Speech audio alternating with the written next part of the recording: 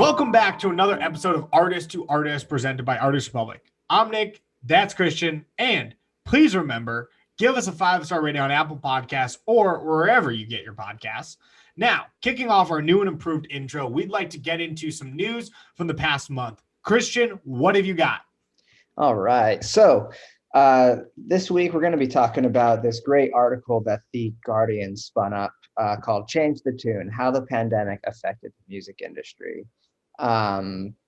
Basically one of the big takeaways from this article was that Spotify took a huge hit in 2020, going down by their streams by 11%, which, that's pretty significant for a streaming service like Spotify. It's I don't know, it's a pretty, this whole article in fact is really good. It kind of just talks about how the pandemic has affected all of us in the music industry. Nick, what are some of the things that you've noticed overall that the pandemic has affected number wise? Yeah, well, so first off, we're gonna have that link to that article in the bio on YouTube, stuff like that. So if you want to read the whole link, get it there.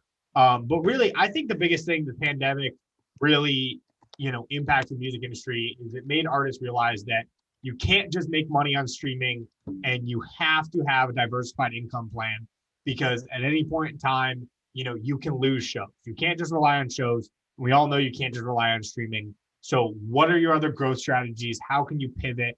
And I really think the pandemic brought it out for people of like, do you have a good plan in place as an artist? Are you able to pivot? Are you able to adapt to the times? And I think that's a big thing that I really saw of, what's pushing people, through the pandemic times. Yeah, absolutely. And, it's one thing to say when, we talk about how this pandemic has affected people, it's not just the artists that are being hurt by it. It's all of the other people in the music industry, from tour managers to, venue owners. The list goes on and on. Luckily, some countries have passed, certain acts like the Save Our Sages Act in America, that gave government funding to some of these venues, for the venue owners and for the employees at those venues, to help them kind of hopefully survive through this pandemic, and it's been almost a year now. And for these venues to have lost so much revenue from just 1 year, a lot of them unfortunately are getting shut down. And, it's heartbreaking because some of the most famous venues are being shuttered simply because there wasn't a great enough government financial response. And that, it's really heartbreaking, especially for the people that own those venues and work there. Yeah, no, I'm with you. So with that, if you want any more info on how the pandemic has impacted the music industry, first off, we've definitely talked about this on our blog before. So check out our blog at blog.artistpublic.com. Also check out the link to the Guardian article below. With that being said, let's get into who our next guest is going to be on this podcast. This artist is the poster child of the independent come up. In 2019, he was living in his car and producing melodies in his spare bedrooms and coffee shops. By 2020, his music grew over 5,000% from 900 streams to 100,000 plus. His personal mantra is that it's impossible to go through life alone. This mantra ties in closely with his music career because even though he is independent, he is far from lonely. He has built a community around his music that most other EDM artists strive for. He inspires action and answers the call to adventure, to look for beauty in the world. Please give us a hand and help on bringing in Alex Bochel. I am Alex Bochel. I'm an electronic music producer from Washington, D.C. I started writing music when I was in high school. I learned to play guitar in 8th grade, and so I had a couple of guitar teachers and was really into punk rock. Sum 41 was my favorite band, still is my favorite band. And so I always loved like catchy melodies, catchy guitar riffs, that kind of thing. And in high school, I got a little bit into making 8-bit music, and I would sell 8-bit songs to people on Fiverr for like $5. And then once college came around, I went into engineering because that's like the family thing to do, is to go into engineering. And I went to Virginia Tech, studied there for 4 years, basically did no music at all. And then my senior year had this sort of crisis during my winter break. And I was working on a programming project and a music project. And I realized that I had spent the entire winter break working on this music project, and that I was so willing to just sit down and learn from YouTube, learn from ebooks about how to produce music. And I always loved the idea of being an artist, but as someone who has a terrible voice, I never really thought there would be an opportunity to be an artist in music. But this whole thing that started in like the 2000s with DJs being their own artists and producers being their own artists made me realize I could make the kind of music I wanted to make using this sort of platform. So fast forward to the end of senior year, I spent a year working for a nonprofit. I did a lot of traveling and basically lived out of my car, or I did live out of my car. And once that ended in May, I just went full time with music. Not because I was doing great for myself financially, but because I knew like this is what I'm going to be doing until I'm dead. And so I might as well just throw myself into it completely now. I love that. That's an incredible story. And, we have kind of a connection because there's just something about living in your vehicle while you're trying to hone your craft that really gets the people going. Like I lived in a van for my first year in LA, and I saved up the money from my freelance gigs as a photographer and cinematographer, and eventually, upgraded to a nice apartment. So, That's awesome. It's funny. It's like, it's that like struggle that like lights a fire under your ass to kind of keep going. And, if you love what you do so much, you're going to do whatever you need to make it happen. So my question based off of that is, why the hell did you do that to yourself in order to make your dream a reality? So it's the living out of my car thing, sort of a caveat, because I was working for a nonprofit. So I had a job, but the job it required so much traveling that having a place to stay was pointless. I would move to a new city every 3 days. And so I had to keep everything I owned in the car. But the reason I did it was because in college, I was in this organization as an undergraduate, and it brought me so far out of my shell that I felt like by doing this job, I could learn even more. And so like I never had the confidence to pursue music in high school and early in college, and that's part of the reason I didn't. But it was through that organization that I learned to improve my people skills, and I learned things like sales and marketing, and that helped me immensely. And so doing this job, we got 2.5 months of training on those specific areas. And so I knew that by doing this, it would suck terribly, but I would learn some very useful skills that not a ton of artists have the chance to learn. And it would be stupid of me not to take the opportunity to learn those things. Absolutely. And it's interesting, you mentioned, so with this nonprofit, you did like marketing things for them. Is that what I'm kind of getting? Not necessarily marketing. It was a lot of recruitment. Okay. And so the sales and consulting and all of that comes in helping these organizations recruit better. So I wasn't necessarily doing the recruitment myself all the time, but I was teaching them and kind of selling them on why they needed to sell other people on joining, things like that. But, that comes at a benefit to you because, having the experience on selling people gets you further than most music artists who strictly focus on the music, because now you have that experience in your back pocket to help sell yourself and sell your own music. What are some of the ways that you as an artist leverage that knowledge to help yourself grow? A lot of it is just within kind of like making new friends. So many artists don't reply to all of their DMs and all of their comments, and they don't become friends with other artists or other organizations like Artist Republic or others. And that is like the most important thing I got from that whole year was just be friendly with people, learn from them, talk to them, like create a relationship.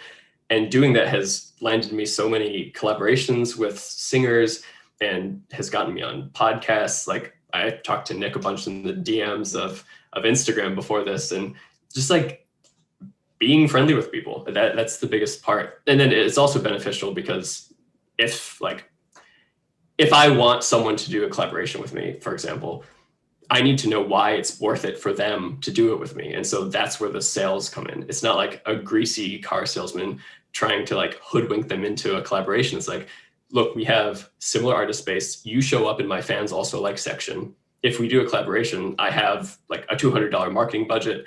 We can co-mingle our fans and put something out that a lot of people would listen to. So it's something like that, like being able to talk other artists' language that's been so helpful. And the DM thing is important. I've always said this: never be ashamed to slide in someone's DMs. Like I don't think there's anybody in this world that is less ashamed of sliding in people's DMs than me. I am like king of sliding in people's DMs. Just no shame at all. Like if I want to talk to you, I will just straight up DM you and be like, look, I know you probably get DMs from random ass people, and I'm not one of those people. So let's talk. This is what I want to talk about. This is the value I can provide you. Hit me back if you're interested. And you know what? If you don't hit me back, that's your loss. I don't really care. But if you do hit me back, it's like, cool, we're familia. We're going to work together. We're going to be great. And I think that's how a lot of the music industry works. And, you know, I think it's funny. There was a guy that I knew that actually posted the other day a screenshot of artist that slid in his DMs in like 2015 before he was famous. And he left this guy on red. And now the guy's famous. And he's like, yes, I left this guy on red in 2015. Like I screwed up. You know what? You don't want to be that person. So if someone DMs you, don't have an ego. Don't be cocky. Just respond. You have no idea where that person's going to go in 3, 4, 5 years. You know, it really is all based on relationships in this industry. So build those relationships. Yeah, you're absolutely right. And it's funny because that's what you did to me. You rolled into my DMs. Oh yeah.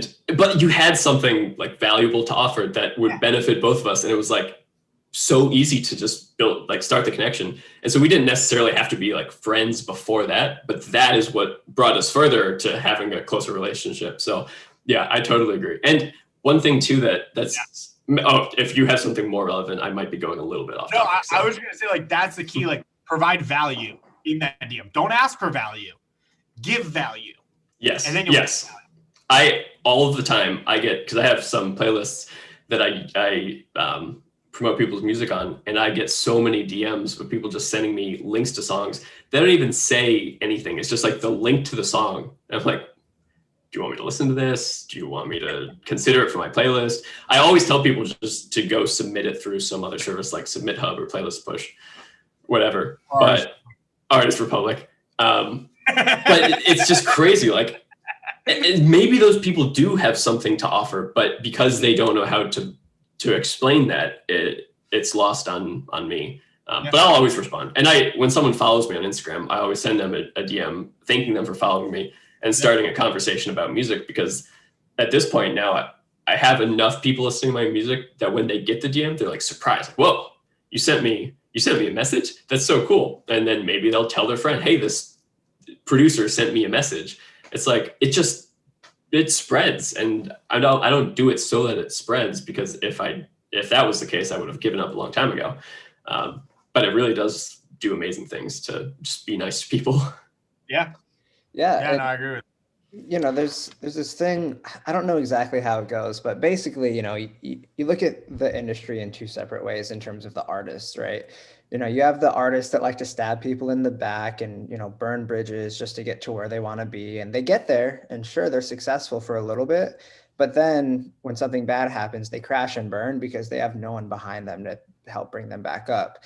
Whereas you talk about, you know, these genuine artists like yourself, Alex, where, you know, you take your time, you're genuine, you message people, you talk to people, you create conversation, you keep all of your bridges intact, and you don't ruin anything with anyone necessarily.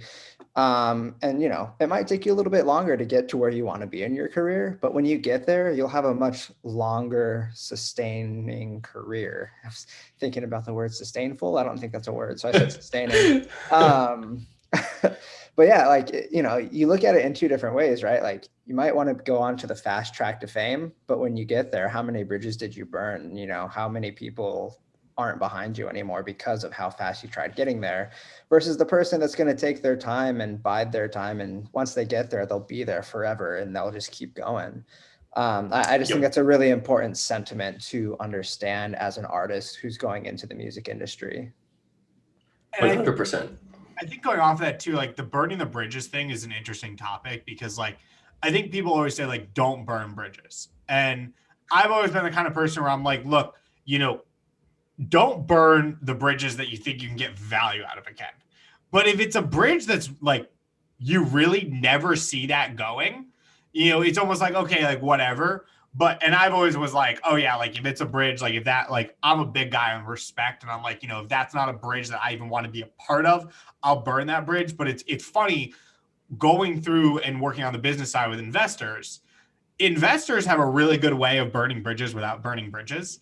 And I think people in the music industry need to learn this, which is investors take a very long time to say no. They'll say yes pretty quickly, or they'll say maybe very quickly. But they'll say no.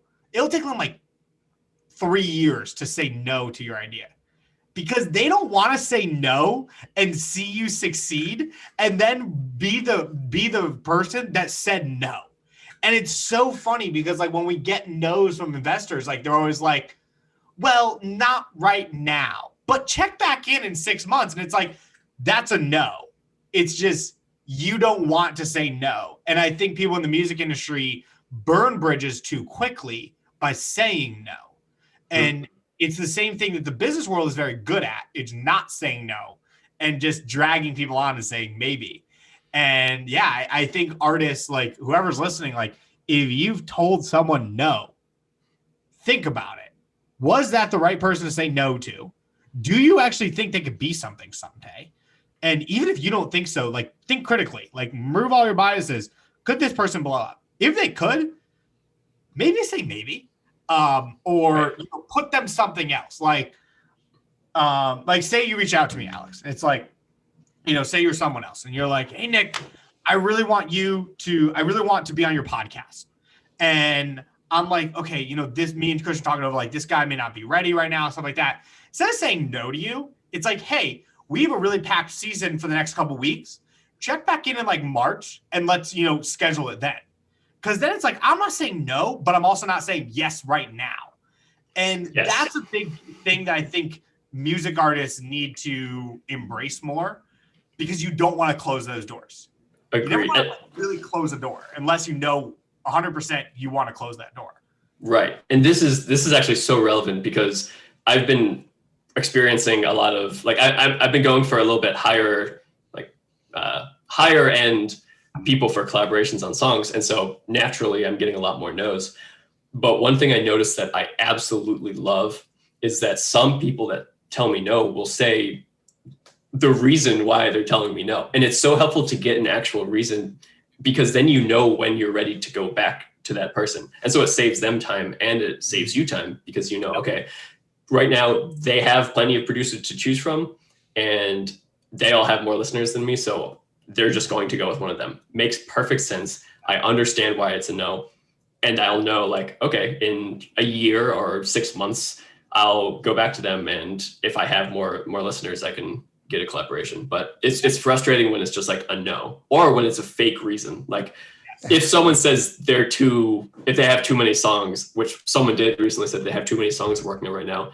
And I told them, I was like, oh, well, I have releases lined up for the next like 4 months already. We don't have to start this one for a while. And then they're kind of at a loss of words because what they wanted to say is they didn't really feel the song, but now they're kind of like on fighting this other battle that they didn't want to fight because I assume that they mean what they say. And so I'll like coax them, be like, oh, like we can wait 4 months. That's totally fine. I don't need to get this out anytime soon. And so it just saves a lot of trouble to be truthful with the reason and to give a reason.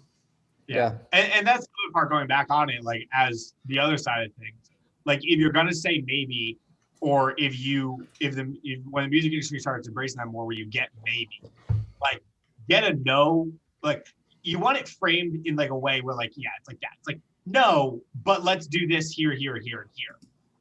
Because like you want to get, when you're pitching someone, you almost want to get to a no. Like you don't want to be dragging on and thinking like, oh, there's a possibility this is going to happen. You want to get no and. Is it a no?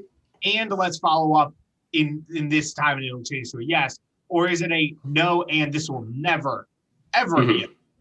Because then you can know, okay, that's cool. You're done. You're not worth my time. Like, moving on. Thanks. This was awesome. Have a good day. And you go to the next.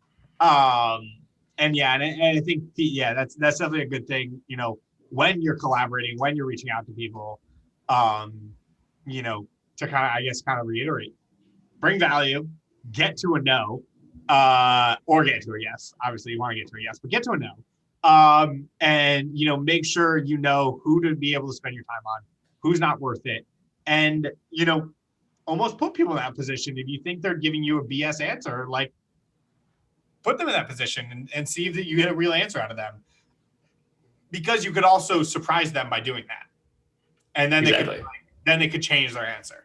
Right. Or they could just be wrong in an assumption about you. Like, they might think, oh, like, I have 50,000 monthly listeners and this DJ only has 20,000, but then they don't see, oh, but I also have marketing budget that I can use to push the song. I also have playlists that I can put the song on, like, no matter what. It's like there's other things that they might assume that they could be wrong about, and you can help them realize that.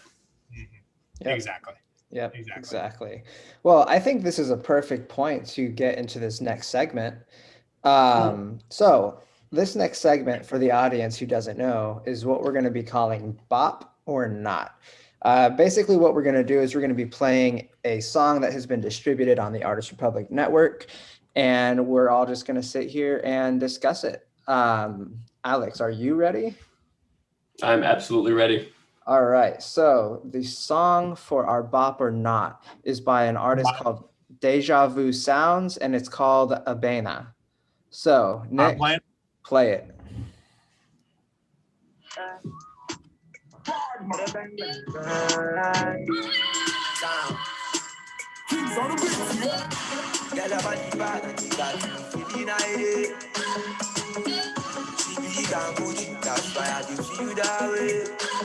I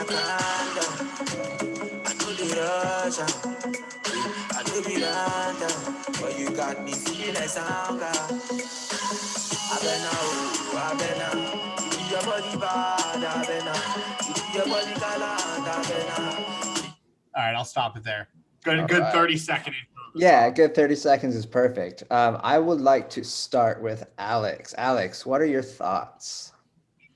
Let's see. So I couldn't, just to preface this, I couldn't hear the mix super well. So I'll just go based off of, like, the songwriting and whatnot. Sure. I thought his voice sounded really cool. I was a big fan of the percussion. For me, the most, like, the thing that I love about music is melody. And so if it doesn't have a melody that just grabs me, and it's always just a subconscious thing, then it doesn't do anything for me. So I thought everything was good about it, but I wasn't emotionally, like, grabbed or wrapped in. All right, so based on your assessment, what would you say? Is that a bop or not? I will say not. All right. I'll go next and we'll round it out with Nick. So, myself, I am not the biggest musically inclined person. I love music. I love listening to music, but I'm not really big on the details of it. I'm more of my visual arts, creative type work. So, when I'm looking here at the album cover, visually it stands out. It's cool. It's got these great bright yellow hues mixed with like a black and white photo of what I assume is the artist. There's also a rated R thing at the bottom. I'm not necessarily sure what that is, but I mean, if it's a stylistic choice, awesome. I can't be quite sure. Either way though, I think the art of it is really cool. It's kind of got that cool, like, urban vibe to it. Very stylistic. But in reference to the song, I'm kind of with Alex on this one. I think that, melodies really stand out to me. And again, I didn't really hear one. So my assessment is going to be not. Nick? So I'm a little biased here because this is the kind of music that I love driving to. So also because it was playing on my speakers, I could just, like, get into that shit. So I'm gonna rank it like a low bop. It's not like a high bop, like a fucking bop, but it's a bop. It's a bop. One you can drive to. It's a bop. Yeah, Absolutely. It's a little bit of a bop. But now I am going to throw you off a little bit here, Christian, because I do want to rate one more song. We're going to go 30 seconds. Oh, okay. We're going to do two. This is a special one. Okay. Which one is this? I need you to announce it for the audience. Secret. It's what? We got to rate this bop or not. Winter froze us with doubt. Always wondered if you made your way back south. If I'm still a girl you write about.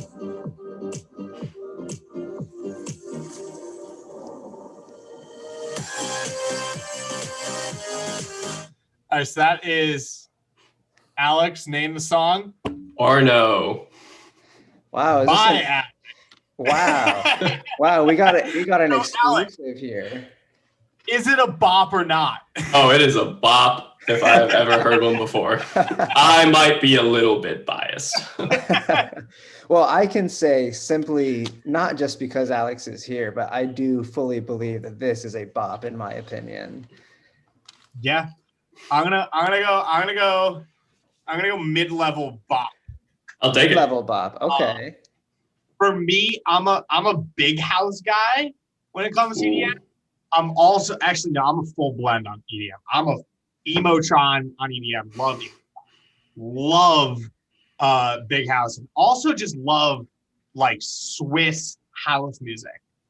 So for me, I would have given you a bop rating if that dropped a little bit higher with a little more like sound difference of like boom boom, you know. Okay, so we're gonna leave it at that.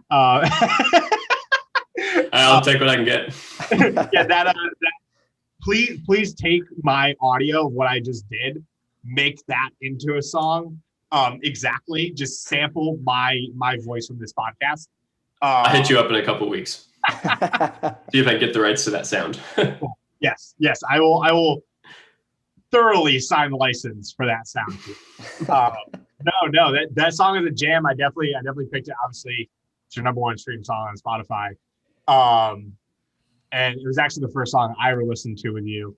And yeah, no, 100%. So had to throw that little mix in over here.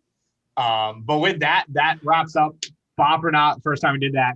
Give us feedback though. If you like this segment as a listener, if you like this segment, please let us know. Message us, let us know. If you would like a song submitted, we will also do submitted songs, not just songs distributed by Artist Public. So if you want your song submitted to review, DM us at artist to artist cast on Instagram, and we'll get your song on air if we like it, and or if we don't like it, and we'll see what's up. So with that, let's get back into the segment. Awesome. So Alex, I hope you liked that as much as I did. One thing I wanted to talk about with you, you mentioned you got a new single coming out on February 5th, Press Reset, featuring Lisa Dene. Is that how you pronounce her name? Yes. Dene. I think it's Dene. I don't even know if I've heard it spoken out loud until now. So okay. I hope I'm not butchering that. We'll go with Lisa Dene. Tell us a little bit about the song. Yes. So up until probably mid-fall or so, I had been almost exclusively doing like 4 on the floor house type songs, more on like the pop side than house, but with that kind of style. And then I found this group called Unknown Brain, and they just had the coolest trap sounding music. And one thing that I used to do a lot was just try to make a song like some other artist.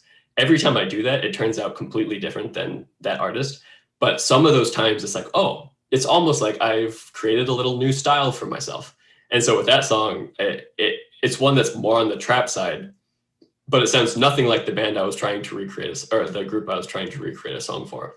And it sounded very gamey to me. And so I contacted Lisa because we had been connected by a mutual friend, and asked her if she wanted to work on it because she has a very like light and happy style to her own music, and she was down. And so she wrote the lyrics like she used references for popular video games like Fortnite, and she uses the word Twitch in there.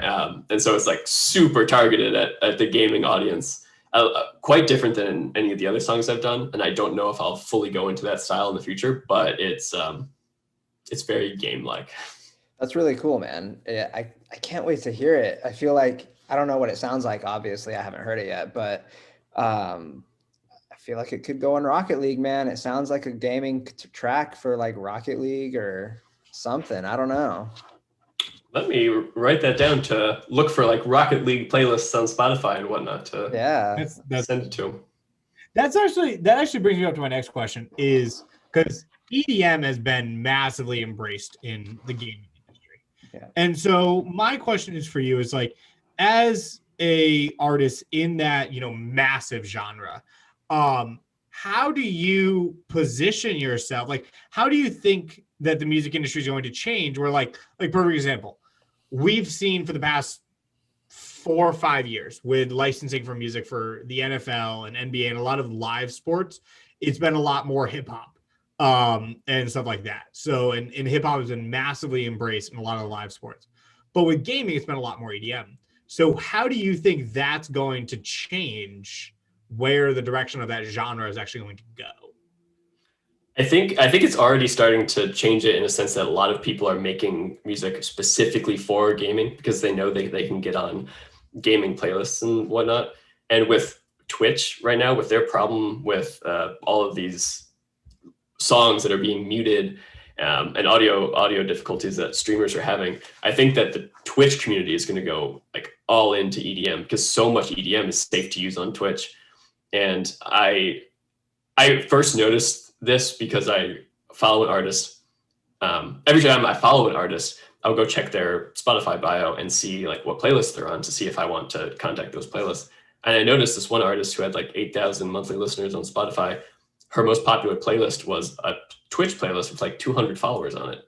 It's like, whoa, so a lot of streams are coming from a low followed playlist. And so then I made my own Twitch playlist, and then I pitched my song to a couple of other Twitch playlist users. And yeah, I have 200 followers on my Twitch playlist, and it brings in like 2,000 streams a month right now for me. And so I think that Twitch is going to shape where EDM goes. I think a lot of people are going to make music specifically for that platform. But I personally don't really follow that kind of trend because I don't want to try to follow a trend and then get dropped off or be wrong. I'm just going to like make the music I make. And if I make a song that sounds good for gaming, I will try to get people who do gaming to listen to it. That's a good last point too that I want to cover is people are so obsessed with submitting to playlists that have mass amount of followers. But let's debunk that right now.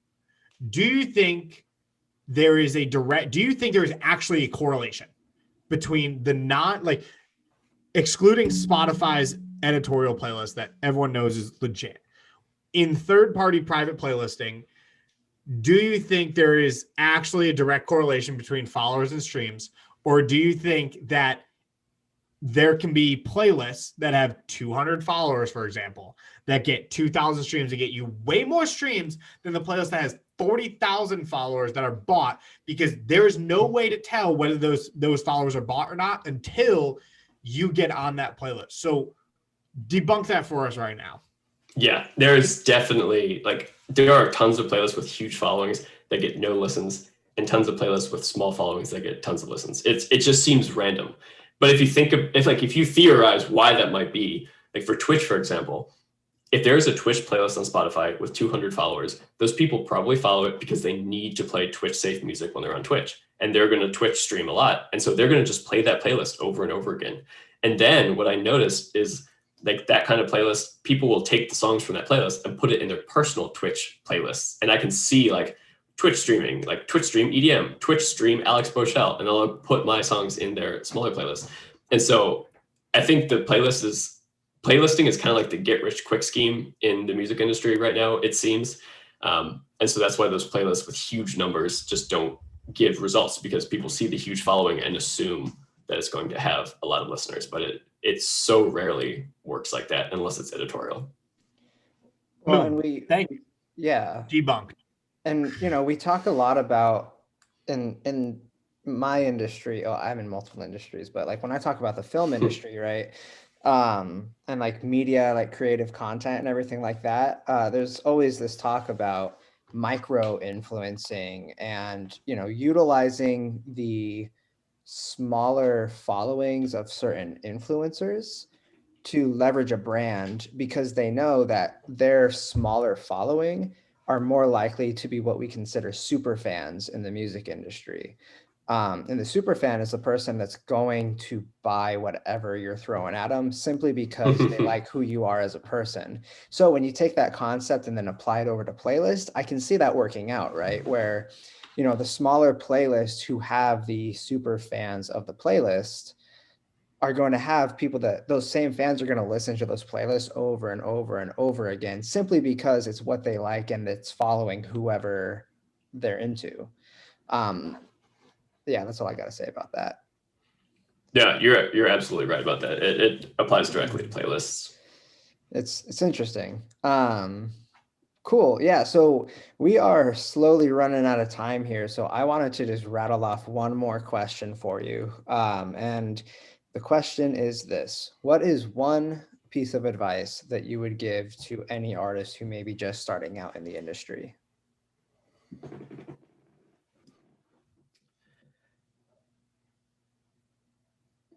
I would ask them to think about why they're making music. And if the reason is not because you love making music, to do something else. Because the process is everything. If you don't love the process, you won't be in it long enough to taste success. And, you know, and don't make your reason for the money, right? You know, if you want to make money, go into a business that you know like anything else. Yeah. You know, even if you love making music, if your primary reason is to make money, you should figure out something better. Because at the end of the day, you know, we go back to another conversation where, you know, we were talking about, you know, the people who are in the industry to get rich quick or to make it to a certain level. You know, if your primary motivation is money, you know, you're going to go down a darker path, in my opinion. You know, people always say money is the root of all evil. And so if you make that your priority, you're going to go that direction, in my opinion. Yep. And people will generally make music that they think will do better. And that isn't creatively fulfilling much at all. And just leads to all sorts of problems. Exactly. But that about finishes us up. Wow, I cannot talk today. For this podcast. So Nick, I will let you close us out here, and then we'll be finished. You're muted there, guy. Gotta love Zoom. All right, let's try this again. Well, that wraps it up for another episode of Artist to Artist presented by Artist Republic. Alex, thank you for hopping on. It was an awesome podcast. We debunked a bunch of stuff. We rated songs. We talked about the industry. Awesome. So with that, if you like this podcast, please make sure to give us a 5-star rating on Apple Podcasts. If you do this week, if you give us a 5-star rating, Christian will personally build you a van to live in. Because although he talks about van living like it was this super hard thing, trust me, I've seen pictures. His van was freaking sick. So you know what? And he will build you a custom van. Fun fact. So give us a 5-star rating on Apple Podcasts. Get a custom van to live in. And from yours truly, Christian. And with that, we're out.